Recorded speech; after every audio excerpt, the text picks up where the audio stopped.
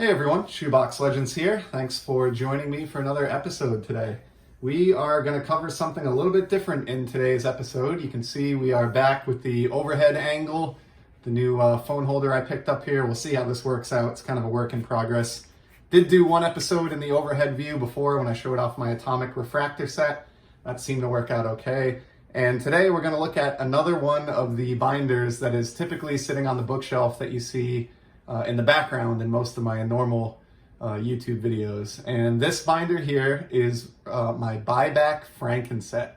So I've talked about this a few times now on the channel, but when I get buyback cards like these that I have here, this one that came in from my friend RJ at RJ Collects Sets, and this stack here that came in from my buddy Brian at Walkenbach. The way that I store these is I made a Franken-set here in this binder. And what this is it's enough sheets to hold cards 1 through 792, which is generally thought of as the largest standard size Topps baseball set. And I am attempting to complete a set of 792 buybacks, one with each card number, 1 through 792. So when I get new ones in like this, it's fun to go through the binder, look at the card number that's on the back, and kind of see if they make the cut for the Franken-set, or if not, they just get sleeved and put in my box where I keep my other buyback cards. So let's take a look here inside the binder. And so again, these are sorted card number 1 through 792, and we have a pretty stellar first page here. I've mentioned many times that the 90 Topps baseball set is the first one I ever collected and remains a favorite of mine to this day for that reason. And I have managed so far to get 4 of the 5 Nolan Ryan subset cards that started off the checklist in buyback format. These are, of course, the blue foil 65th anniversary buybacks that came out in 2016. So I'm really proud of those.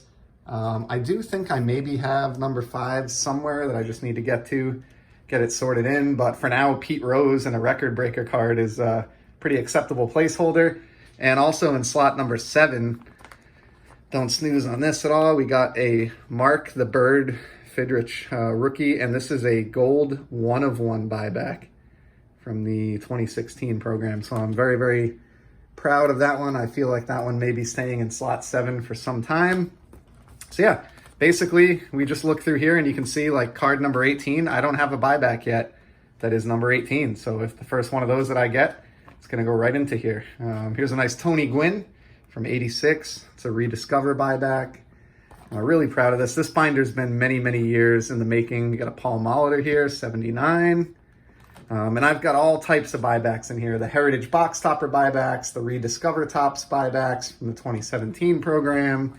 There are 2015 Topps Original buybacks in here. I mean, a little bit of everything. If it's a buyback and it's got a number on the back, you know, it can be considered for the binder. Got a nice rock reins there. So let's see how this kind of works in action.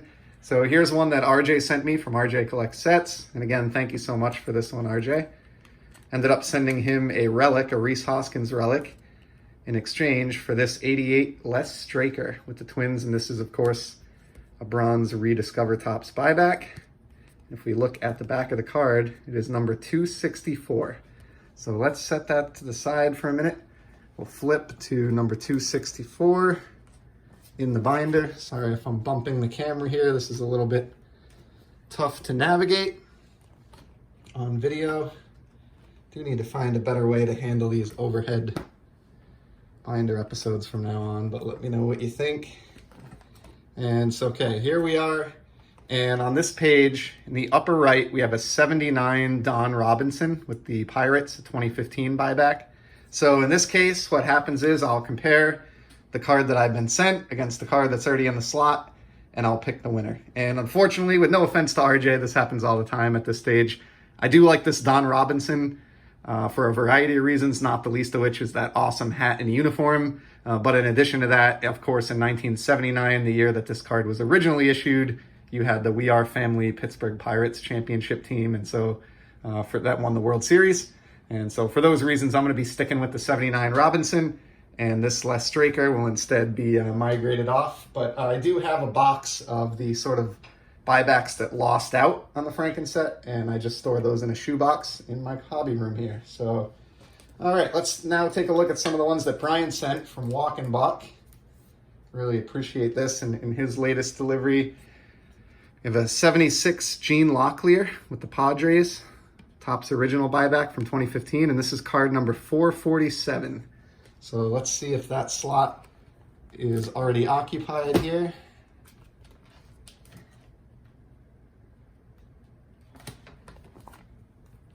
And yes, so it looks like, unsurprisingly, I mean, most of these slots are filled. I think my binder is about 80 to 85% complete at this point.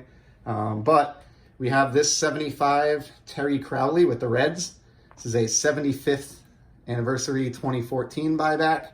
Love the 75 release. And so when we compare these two, I'm going to once again stick with what I have in here with the Terry Crowley and Gene Locklear. He'll be migrated off to my buyback shoebox.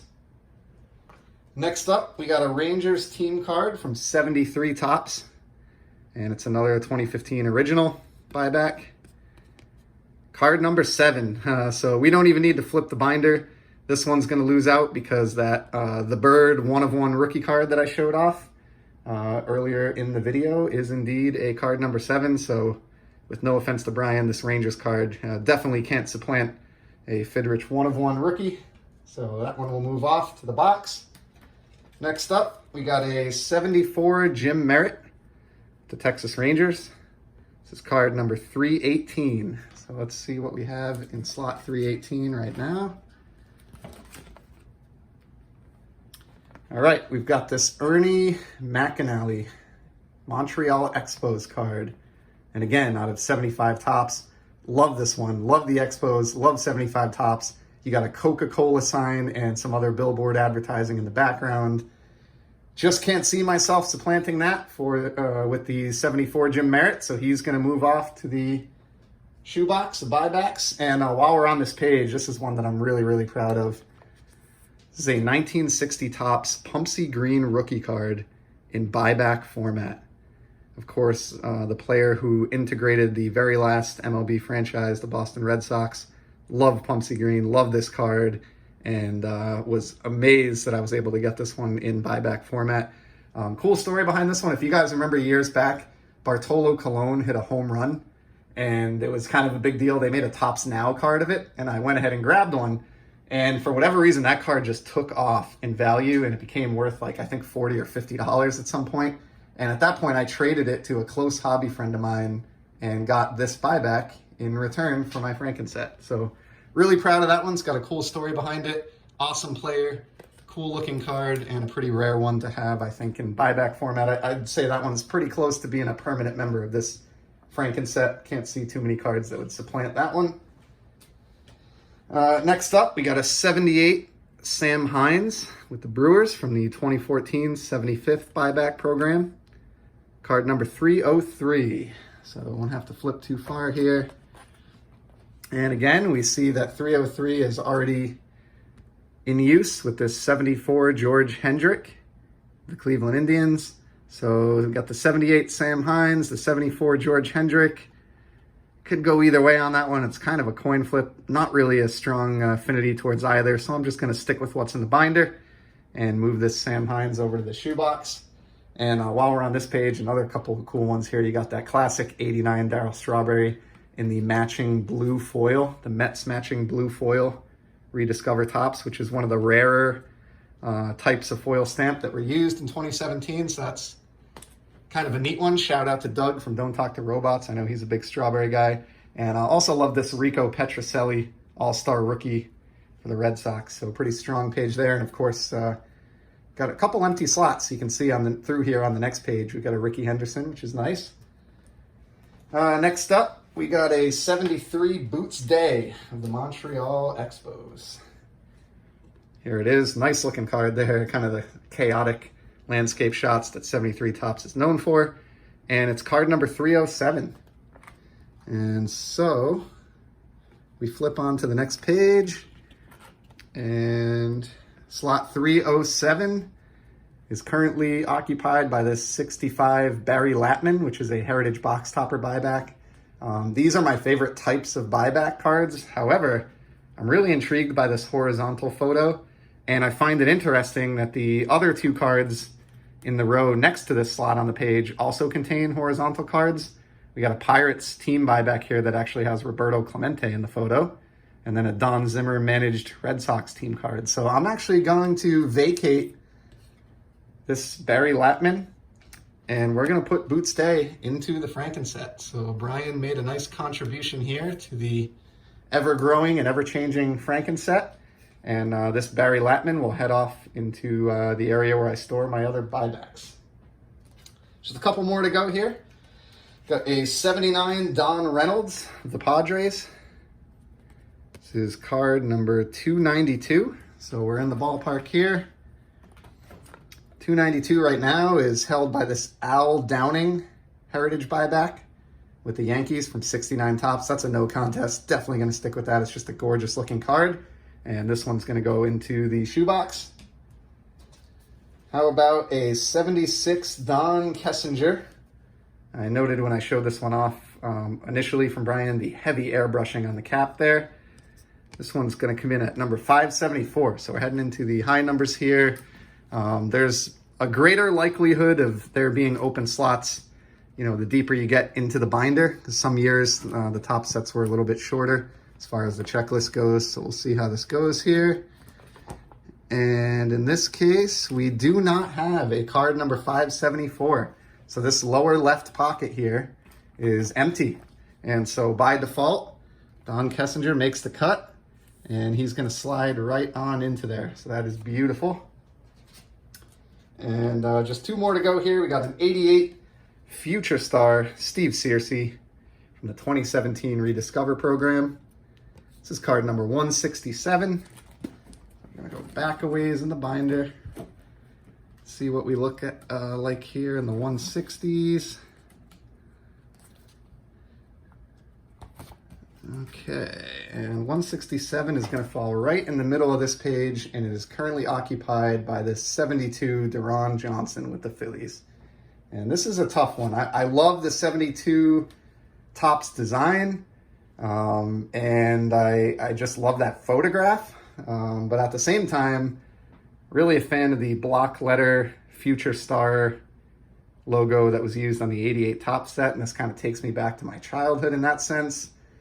At the end of the day, though, I think I got to stick with that 72. It's just a gorgeous looking card.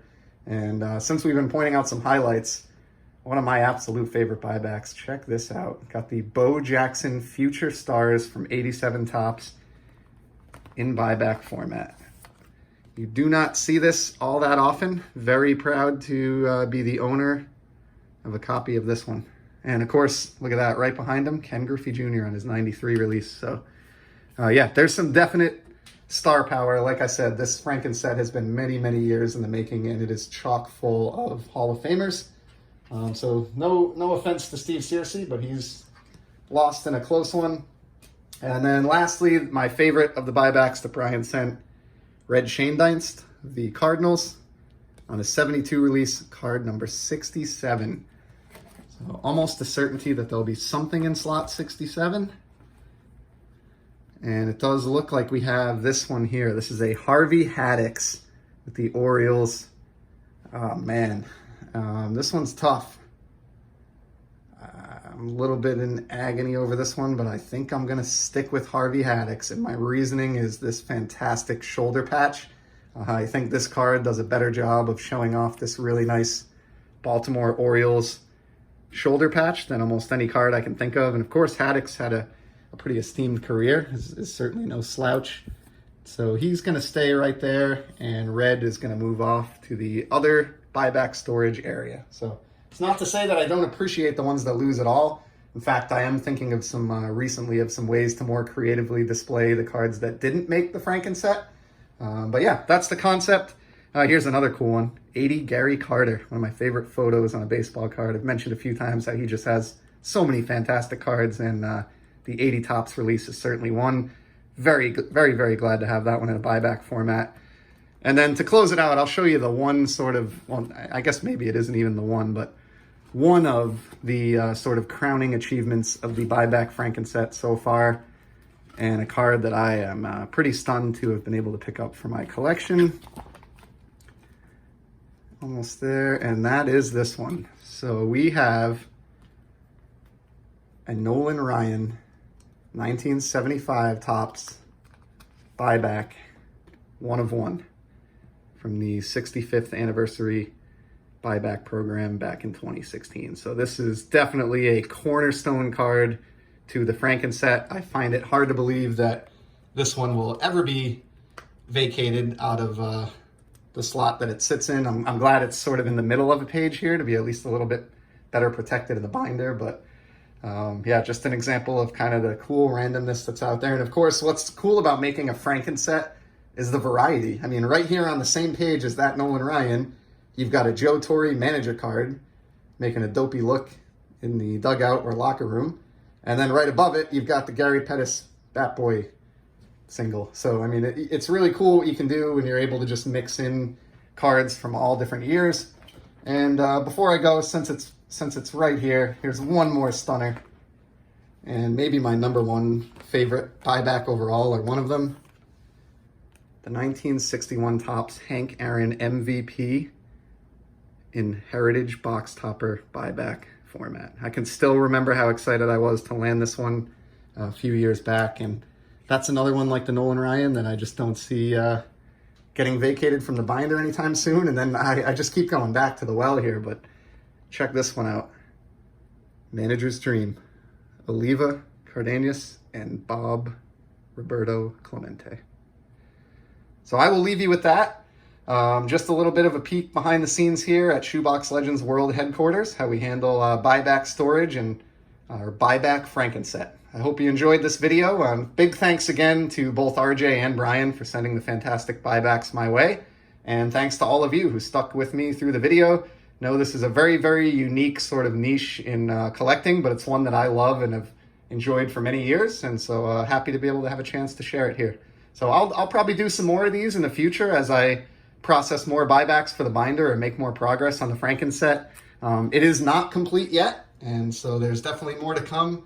And of course, the beauty of a Franken-set is that it's never really complete, because no matter what card you have in any given slot, there's always another one that you could consider bumping it out for and putting in its place. So that's all for today.